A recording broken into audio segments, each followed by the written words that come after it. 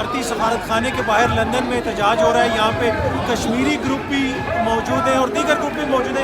यहाँ पे हमारे एक सिख भाई, मैंने इनको देखा, इनसे पूछते ਤੁਸੀਂ ਅੱਜ ਇੱਥੇ ਕਿਉਂ ਆਏ ਹੋ, ਤੁਹਾਡੇ ਆਉਣ ਦਾ ਕੀ ਮਕਸਦ ਹੈ, ਕਿਉਂ ਇhtਜਾਜ ਕਰ ਰਹੇ ਹੋ? ਅਸੀਂ ਇੱਥੇ ਆਏ ਆ ਕਿ ਬਈ ਜਿਹੜੇ ਆਪਣੇ ਪਹਿਲੀ ਗੱਲ ਤਾਂ ਮੈਂ ਆਪਣੀ ਕਰਾਂ, ਜਿਹੜਾ ਕਿ 1984 ਦੇ ਵਿੱਚ ਦਰਬਾਰ ਸਾਹਿਬ ਘਾਰਾ ਵਾਪਰਿਆ, ਇੰਡੀਆ ਦੀ ਆਰਮੀ ਇੱਥੇ ਚੜਾਈ ਗਈ ਤੇ ਸੰਤ ਜਰਨੈਲ ਸਿੰਘ ਭਿੰਡਰਾਂ ਵਾਲਿਆਂ ਨੇ ਕਿਹਾ ਸੀ ਕਿ ਜਿਸ ਦਿਨ ਇੱਥੇ ਭਾਰਤ ਦੀ ਹਕੂਮਤ ਜਾਂ ਭਾਰਤ ਦੀ ਆਰਮੀ ਕਦਮ ਰੱਖੇਗੀ ਉਸੇ ਦਿਨ ਹੀ ਖਾਲਿਸਤਾਨ ਦੀ ਨੀਂਹ ਰੱਖੀ ਜਾਏਗੀ।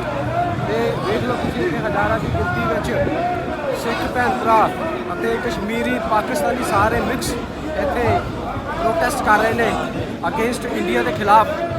ਤੇ ਮੈਂ ਹਰ ਕਸ਼ਮੀਰੀ, ਹਰ ਪਾਕਿਸਤਾਨੀ, ਹਰ ਸਿੱਖ ਨੂੰ ਕਹਾਂਗਾ ਕਿ ਬਈ ਇਹਨਾਂ ਦਾ ਸਾਥ ਦਿਓ ਤਾਂ ਕਿ ਜਿਹੜੇ ਕਿ ਕਸ਼ਮੀਰ ਦੇ ਵਿੱਚ 8 ਮਿਲੀਅਨ ਮੁਸਲਮਾਨਾਂ ਨੂੰ ਬੰਦੀ ਬਣਾਇਆ ਦਾ ਤੇ ਉਹਨਾਂ ਨੂੰ ਆਜ਼ਾਦ ਕਰ ਸਕੀਏ ਤੇ ਅਸੀਂ ਆਪਣੇ ਖਾਲਿਸਤਾਨ ਦੇ ਲਈ जद्दोजहद करके अपने खालिस्तान को मुड़ वापस लईए। वाहिगुरू जी का खालसा, वाहिगुरू जी की फतेह। बहुत शुक्रिया, बहुत बहुत शुक्रिया। जिस तरह आपने सुना, ये कह रहे हैं कि ना सिर्फ वो अपने लिए एहतजाज करें, भारत में जो दीगर अक़लीतें हैं जिनको मसाइल का सामना है उनके लिए भी ये आवाज़ उठा रहे हैं और उन्होंने बड़े अच्छे तरीके से और बड़ी तफसील से आपको बताया। बहुत बहुत शुक्रिया।